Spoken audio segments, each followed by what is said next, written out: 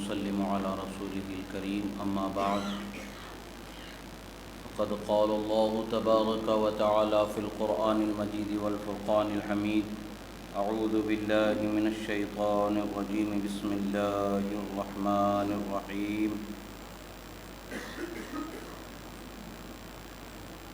تعاونوا على البر والتقوى ولا تعاونوا على الإثم والعدوان صدق الله مولانا العظيم وصدق رسوله النبي الأمين الكريم ونحن على ذلك لمن الشاهدين والشاكرين والحمد لله رب العالمين۔ ایک مرتبہ درود شریف کا نذرانہ پیش کریں۔ اللہم صلی علی سیدنا نبینا مولانا محمد عدد ما فی علم اللہ صلاۃ دائمۃ بدوام ملک اللہ وعلی آلہ واصحابہ اجمعین۔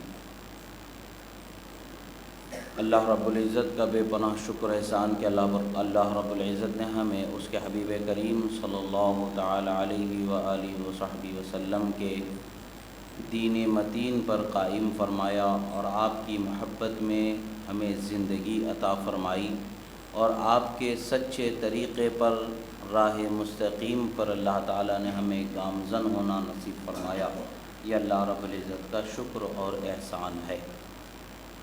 اللہ کے رسول صلی اللہ تعالی علیہ وسلم کی محبت میں ہی جینا ہے، ان کی محبت ہی میں مرنا ہے، ان کی محبت ہی سے ہماری زندگی کی کامیابی ہے، اور اگر ہم ان کی محبت میں اپنی زندگی کو سجاتے سنوارتے نہیں ہیں، اپنے اخلاق و کردار اور اپنے عمل کو رسول اللہ کی محبت میں اگر ہم نہیں سنوارتے ہیں تو ہمارے لیے کامیابی کی ضمانت نہیں ہے۔ کامیابی کی ضمانت ان کے طریقے پر چلنے والے کے لیے ہے، ان سے محبت کرنے والے کے لیے ہے۔ اللہ کے رسول صلی اللہ تعالی علیہ وسلم کا طریقہ رہا، جب رجب کا مہینہ آ جاتا، رجب کے مہینے میں بھی روزے رکھتے، اسی طریقے سے شعبان کا مہینہ آ جاتا، اس مہینے میں بھی روزے رکھتے، اور پھر رمضان المبارک کے مہینے کے مکمل روزے رکھتے، پھر شوال کے مہینے میں بھی 6 روزے سرکار صلی اللہ علیہ وسلم رکھا کرتے۔ یہ روزے رکھنا آج سائنس کے اعتبار سے بھی دیکھا جائے تو انسان کی صحت کے لیے سب سے بہترین، بغیر دوا کے جو علاج ہے، اس کے جسم کی بیماریوں سے بچانے کے لیے وہ ایک بہترین علاج ہے۔ ہمیں علاج سے، صحت سے کوئی غرض نہیں ہے، ہمیں غرض اللہ اور اس کے رسول صلی اللہ علیہ وسلم کی رضا سے۔ اللہ اور اس کے رسول راضی تو ہماری صحت بھی سلامت ہے، اللہ اور اس کے رسول راضی تو ہمارے جسم کی ہر بلا بیماری بھی دور ہے۔ ہماری زندگی کو ہمیں اللہ کے رسول کی محبت میں سنوارنا ہے۔ سرکار مدینہ صلی اللہ علیہ وسلم کی عادت کریمہ تھی، آپ دعا فرمایا کرتے تھے جیسے ہی رجب کا مہینہ آ جاتا تھا۔ احادیث مبارکہ میں آتا ہے کہ آپ دعا فرماتے تھے اللہم بارک لنا فی رجب و شعبان و بلغنا رمضان۔ فرماتے تھے کہ اے اللہ ہمارے لیے رجب کے مہینے میں برکت عطا فرما، پھر فرماتے تھے اے اللہ ہمارے لیے شعبان کے مہینے میں برکت عطا فرما، پھر آپ دعا فرماتے تھے کہ اے اللہ ہمیں رمضان کا مہینہ نصیب فرما۔ یہ کیسی بات ہے کہ سرکار رجب کے مہینے میں برکت کی دعا فرما رہے، شعبان کے مہینے میں برکت کی دعا فرما رہے، اور دعا کے ساتھ رمضان المبارک کے مہینے کی زندگی کی دعا فرما رہے ہیں۔ سوچنے کی بات ہے، اللہ کے رسول جس زندگی کے لیے جس مہینے کے وصول کی دعا فرمائیں، وہ مہینہ کتنا برکت والا ہوگا، اور اس مہینے کی زندگی کیسی رحمت والی، وہ برکت والی ہوگی۔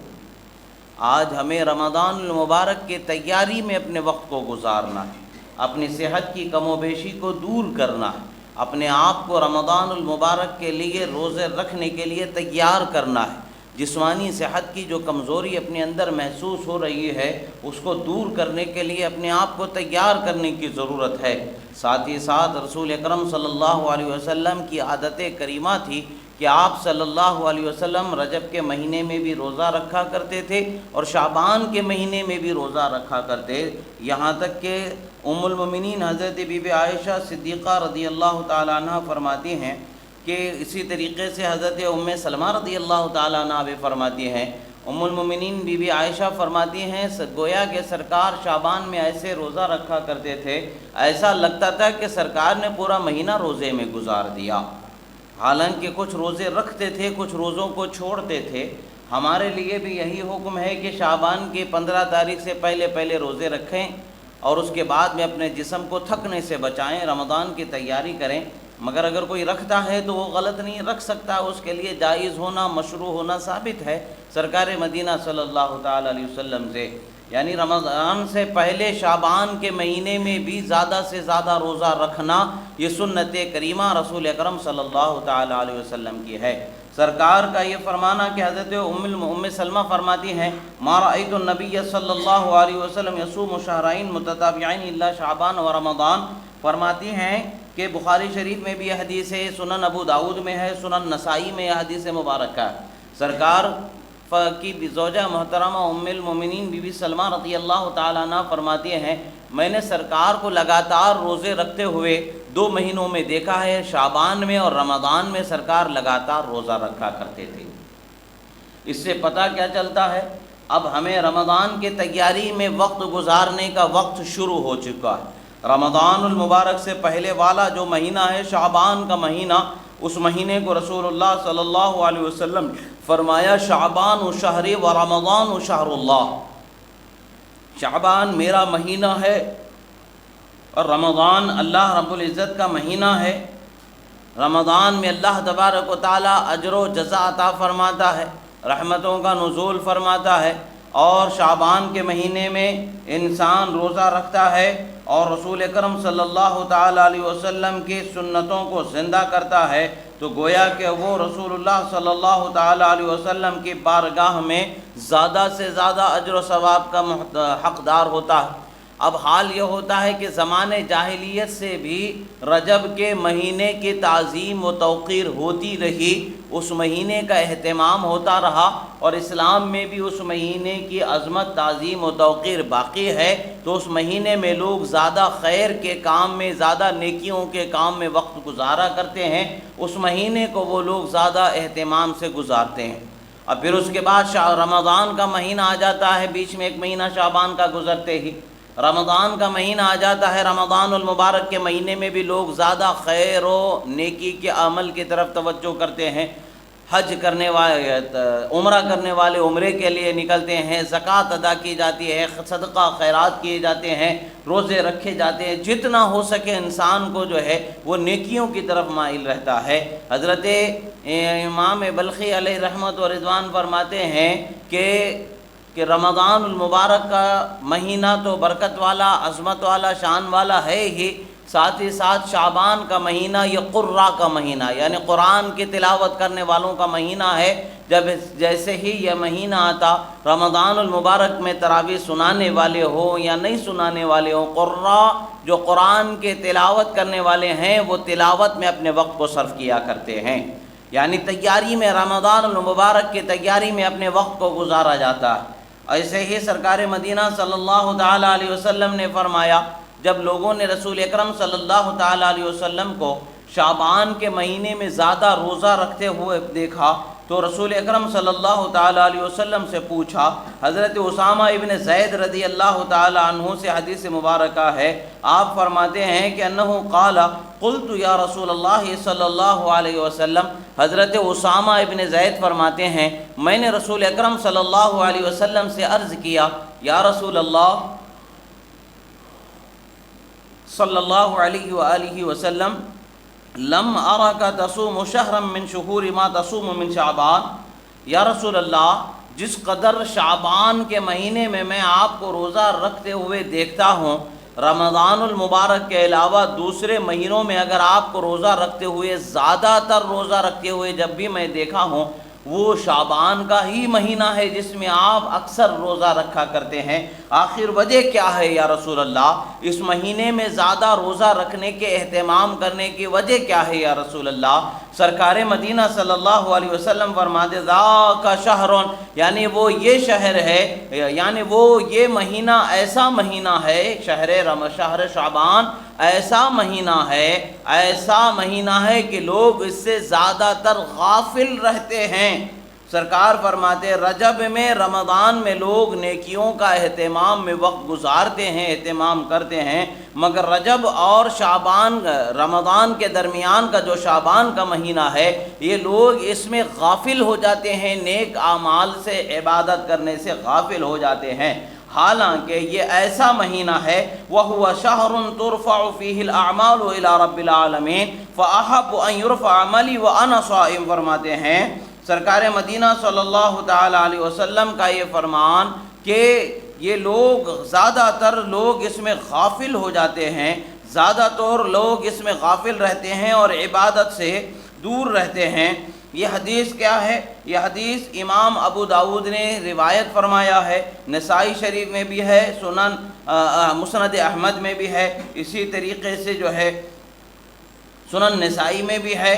اور یہ حدیث کا درجہ جو ہے حدیث حسن کہا گیا ہے۔ حدیث کا مفہوم کیا ہے؟ سرکار نے فرمایا شعبان سے لوگ اکثر غافل رہتے ہیں، رجب میں بھی نیکیوں کا اہتمام کر لیتے ہیں اور پھر رمضان میں بھی نیکیوں کا اہتمام کر لیتے ہیں، مگر جب شعبان کا مہینہ ان کے سامنے آ جاتا ہے تو وہ رمضان المبارک کے گویا کہ انتظار میں وہ لوگ اس مہینے میں عبادت، ریاضت اور نیک اور خیر عمل سے غافل رہتے ہیں، زیادہ تر اس چیز کی طرف توجہ نہیں ہوتی ہے۔ سرکار کا یہ فرمان کہ لوگ اس مہینے میں زیادہ نیک عمل کرنے سے غافل رہتے ہیں، تو میں لوگوں کو توجہ دلانا چاہتا ہوں کہ یہ مہینہ بھی عظمت کے اعتبار سے بڑی عظمت والا مہینہ ہے۔ وہ عظمت کیا ہے؟ رسول اللہ صلی اللہ تعالی علیہ وسلم نے فرمایا شعبان ہی کا وہ مہینہ ہے جس میں بندے کے عمل اللہ رب العزت کی بارگاہ میں پیش کیے جاتے ہیں، پورے سال بھر کے عمل جو ہوتے پیش کیے جاتے ہیں، عملوں کو ہمارے اٹھایا جاتا ہے۔ سرکار صلی اللہ علیہ وسلم فرماتے ہیں میں یہ چیز کو پسند کرتا ہوں کہ میرے عمل اس وقت پر پیش کیے جائیں، اس حال میں پیش کیے جائیں کہ میں روزے کی حالت میں گزارا وقت کا کروں۔ یعنی رسول اللہ صلی اللہ تعالی علیہ وسلم نے ہمیں یہ تلقین دی، یہ نصیحت فرمائی اسی مہینے کے 15ویں رات جسے لیلۃ نصف شعبان کہا جاتا ہے، شب برات کہا جاتا ہے، وہ اس مہینے میں وہ رات آنے والی ہے، اس میں لوگوں کے پروانے عطا کیے جاتے ہیں، کس کو کتنی زندگی ملنی ہے، کس کو کہاں موت آنی ہے، کس کو کتنا رزق ملنا ہے، کس کے کیا عمل ہے، یہ ساری چیزیں اللہ تعالیٰ کی بارگاہ سے فیصلے کیے جانے والی رات اسی مہینے میں اللہ تبارک و تعالیٰ نے رکھا ہے۔ اس شعبان کے 15ویں رات کو انشاءاللہ اس رات کے فضائل و مناقب تفصیل سے عظمتیں برکتیں انشاءاللہ سنائی جائیں گی۔ اب یہاں پر ہمیں اس حدیث مبارکہ کے مفہوم پر غور کرنا ہے۔ اللہ کے رسول صلی اللہ تعالی علیہ وسلم کا یہ عمل ہمیں بتاتا ہے کہ لوگ جہاں کہیں بھی نیک عمل سے غافل ہوں، اگرچہ وہ عمل مستحب ہی کیوں نہ ہو، اس عمل سے بھی اگر لوگ غافل ہوں تو اس عمل پر عمل کر کے لوگوں کو بیدار کرنا چاہیے۔ نیک کام کو چھوٹا سمجھ کے، نیکی کو چھوٹی نیکی جان کر کے اس سے غافل نہیں ہونا چاہیے، بلکہ لوگوں کو اس نیکی کی طرف توجہ دلانا چاہیے، ثواب ملنے والے کام کی طرف انہیں رغبت دلانا چاہیے اور انہیں موقع اس چیز کے عمل کی طرف توجہ کا مل جائے، ایسا ہمارا طریقہ ہونا چاہیے۔ اللہ کے رسول صلی اللہ تعالی علیہ وسلم نے رمضان سے پہلے شعبان کے مہینے میں بے حد روزے نیکی کا اہتمام فرمایا اور لوگوں کو بتایا کہ یہ مہینہ بھی غفلت میں گزارنے والا مہینہ نہیں ہے، بلکہ رحمتوں کو لوٹنے والا مہینہ ہے، برکتوں کو کمانے والا مہینہ ہے۔ اس مہینے میں بھی صدقہ و خیرات ہونے چاہیے اور ہمارے عمل زیادہ تر جو اللہ کو پسند ہیں، روزہ، اس روزے سے ہمارے دن گزرنے چاہیے۔ جس کے جسم میں صحت مندی ہے، طاقت ہے، بیمار نہیں ہے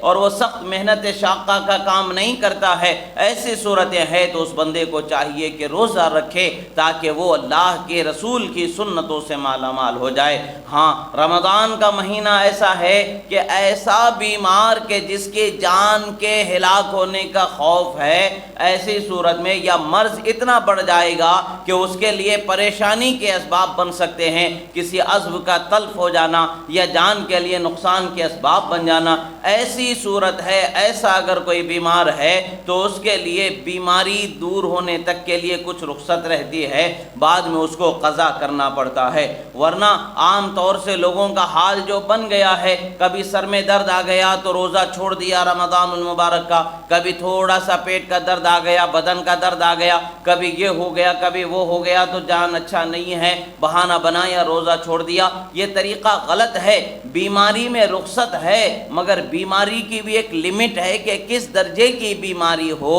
کس طریقے سے بیماری ہے، تب جا کر کے اس میں رخصت ہوتی ہے۔ یا پھر اگر کوئی بندہ سفر کر رہا ہے 93 کلومیٹر یا اس سے زیادہ کا وہ سفر کر رہا ہے کم و بیش، تو اس بندے کے لیے رخصت ہوتی ہے کہ سفر کے جتنے دن ہیں اتنے دن وہ روزہ نہ رکھتے ہوئے بعد میں ان روزوں کی قضا کرے۔ ایسے ہی بیمار اگر کوئی ہے تو بیماری کے دنوں کے روزے چھوڑ کر کے بعد میں اس کی قضا کرے، اس کے لیے گنجائش ہے۔ مگر سرے سے روزوں ہی کو چھوڑ دینا، قضا بھی نہیں کرنا، اور اپنے کام دھندے کا حال ایسا لوگ بنا لیتے ہیں، بیپار تجارت کی کیفیت ایسی بنا لی جاتی ہے کہ بھئی دھندا بہت زیادہ رہتا ہے، ہمیں یہ کام کرنا پڑتا ہے، ہمیں وہ کام کرنا پڑتا ہے۔ یہ ساری چیزیں بہانے بنا کر کے ہم روزوں سے غافل ہو جاتے ہیں۔ یاد رکھیں، ہم رمضان کے روزوں سے غافل نہیں ہو سکتے ہیں، یہ روزے ہم پر فرض کیے گئے ہیں، ان روزوں کو ہمیں رکھنا ہی ہے۔ اگر کسی وجہ سے نہیں رکھ سکتے ہیں، نہیں رکھ پائے ہیں، تو ان روزوں کی قضا کرنا ہمارے مرنے سے پہلے تک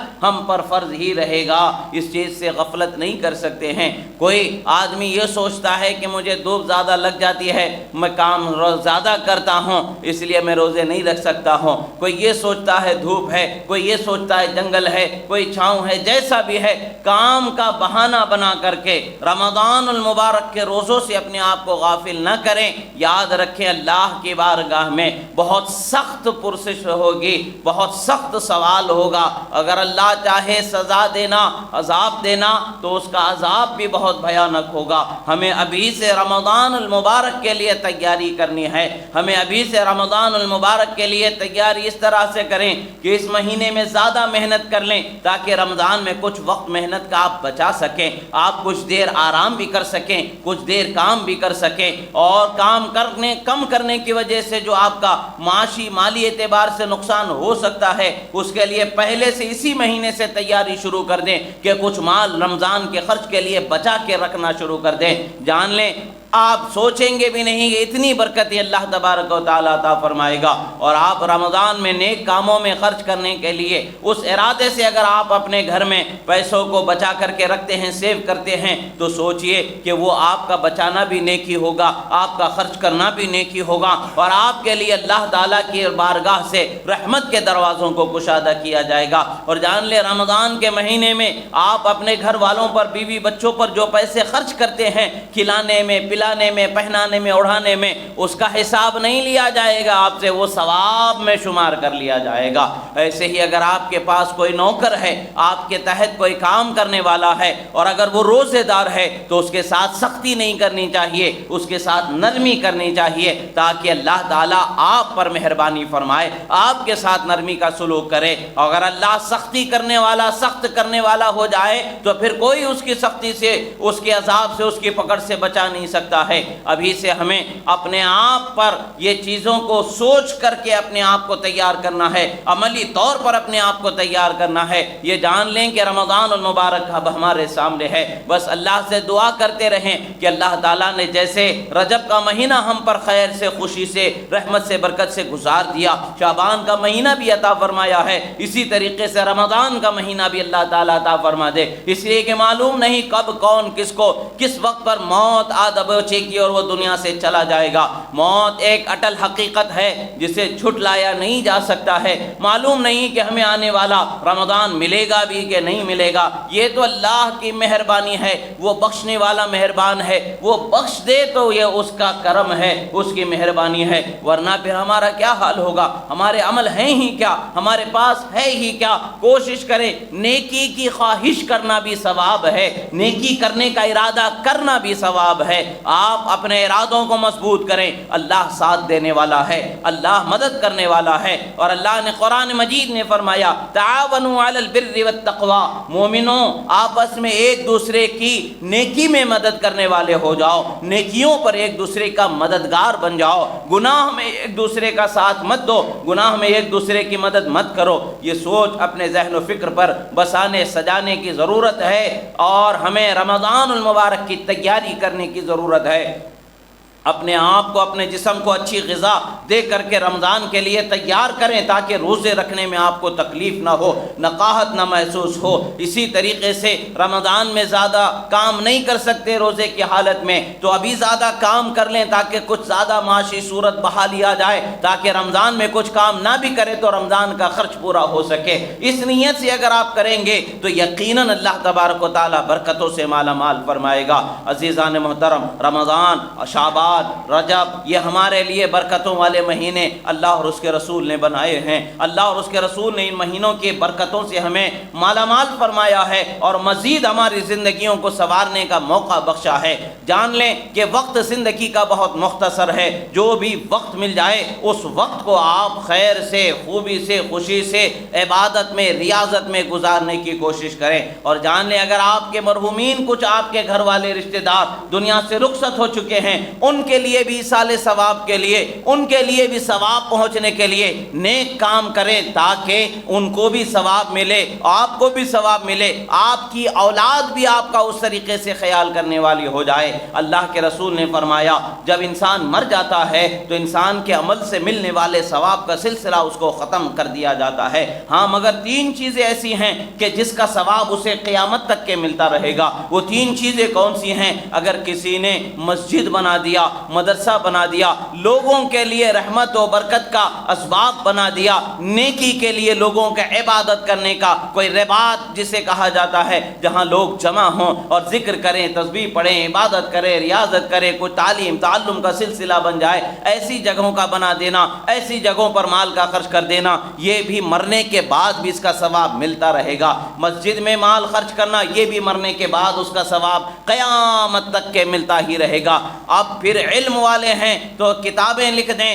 یا علم پڑھنے والوں کو پڑھا کر کے چھوڑ دیا جائے، وہ دوسروں کو پڑھائیں گے، وہ دوسروں کو پڑھائیں گے، یہ سلسلہ قیامت تک کے پہنچتا رہے گا، ثواب کا ملتا ہی رہے گا۔ ایسے ہی اگر یہ 2 چیزیں نہ ہو سکے تو سرکار نے فرمایا، یا پھر نیک اولاد کو اگر کوئی بندہ چھوڑ جاتا ہے، وہ نیک اولاد ان کے لیے مغفرت کی دعا کرتی رہتی ہے، اللہ تعالیٰ اس نیک اولاد کی نیکی کا ثواب ان کو عطا فرماتا رہتا ہے۔ تو آپ کی تنہا نیکی صرف آپ ہی کو فائدہ پہنچانے والی ہے ایسا نہیں ہے، بلکہ آپ کی نیکی، آپ کو نیکیوں پر قائم رہنا بھی آپ کے ماں باپ کے لیے اگر وہ دنیا سے رخصت ہو چکے ہیں ان کے لیے بھی ثواب کا سبب بن جاتا ہے، ان کے لیے بھی رحمت کا سبب بن جاتا ہے۔ تو اپنے آپ کو گناہوں سے بچانے کی کوشش کریں، اور جو لوگ بری عادتوں میں، جو نوجوان گناہوں میں ملوث ہیں، جس طریقے سے جیسا کہ شراب ہے، جوا ہے، سٹا ہے، بیٹنگ ہے، اور بھی حرام بازی ہے، نہ جانے کیسے کیسے گناہ ہیں جو ہمارے معاشرے کے اندر، مسلم سماج کے اندر عام ہوتے جا رہے ہیں۔ ایک وقت وہ تھا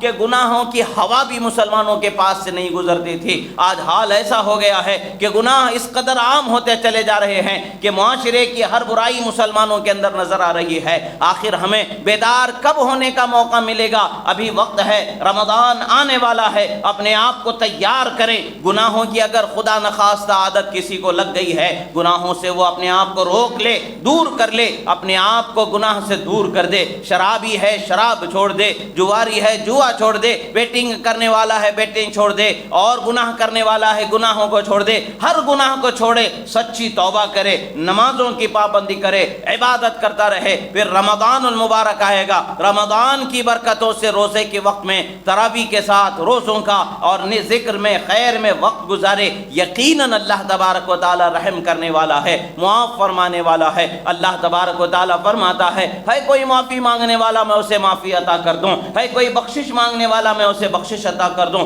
ہے کوئی جنت مانگنے والا میں اسے جنت عطا کر دوں۔ افسوس کی بات ہے کہ آج ہمارے اندر یہ سب خیر کی طلب ختم ہوتی نظر آ رہی ہے۔ معاذ اللہ، ہمیں خیر کی طلب میں زیادہ تر زیادتی کرنے کی ضرورت ہے، نیکیوں میں اور بڑھاوا کرنے کی ضرورت ہے، اچھے کاموں کو زیادہ کرنے کی ضرورت ہے، برائیوں سے خود بھی بچنا، اپنے دوست احباب کو بچانے کی کوشش کرنے کی ضرورت ہے۔ جب تک کہ ہمیں نیکیوں پر پابند نہ ہو جائیں گے، ہمارے لیے فلاح و نجات کے راستے نہیں ہے۔ اللہ رب العزت کی بارگاہ میں دعا ہے، جو کہا گیا کہنے میں سننے میں جو غلطی ہوئی اللہ تعالیٰ اسے معاف فرمائے، جو حق و صحیح کہا گیا اللہ تعالیٰ اسے قبول فرمائے، اور ہمارے لیے شعبان کے مہینے میں برکت عطا فرمائے، رمضان کی زندگی نصیب فرمائے، رمضان کے روزے قبول فرمائے، روزے رکھنے کی توفیق عطا فرمائے، تلاوت قرآن کی توفیق عطا فرمائے، عبادت اور ریاضت کی توفیق عطا فرمائے۔ پروردگار ہمارے گناہوں کو معاف فرما، ہماری خطاؤں کو معاف فرما، جو بیمار ہیں انہیں شفاء کاملہ و عاجلہ عطا فرما، جو قرض دار ہیں انہیں بار قرض سے سبکدوشی عطا فرما۔ پروردگار جن کے گھروں میں جوان بیٹے بیٹیاں بھائی بہن غیر شادی شدہ ہیں، مولا ان کے شادیوں کے اسباب مہیا فرما، ان کا بہتر و تابندہ مستقبل فرما، تمام مومنین مومنات کے رشتے ازدواج میں محبت مودت شفقت رحمت عنایت عطا فرما۔ پروردگار جو بے اولاد ہیں انہیں صاحب اولاد فرما، جن کی اولاد ہیں انہیں نیک با اخلاق با کردار فرما۔ پروردگار ہماری ہر دعا کو قبول فرما، ہمارے ملک میں امن امان چین سلامتی سکون عطا فرما۔ پروردگار جہاں کہیں بھی مسلمانوں پر ظلم ہو رہا ہے مولا ظالموں کو نیست و نابود فرما، مظلوم مسلمانوں کی مدد فرما، بیواؤں یتیموں بے سہاروں کے لیے بچوں کے لیے اسباب و سہارے و کفو و نگہبان و نگراں مقرر مہیا فرما۔ پروردگار امن امان چین سکون سلامتی عطا فرما۔ اقول قولی ھذا استغفر اللہ لی ولکم ولسائر المؤمنین وما علینا الا البلاغ المبین برحمتک یا ارحم الراحمین والحمد للہ۔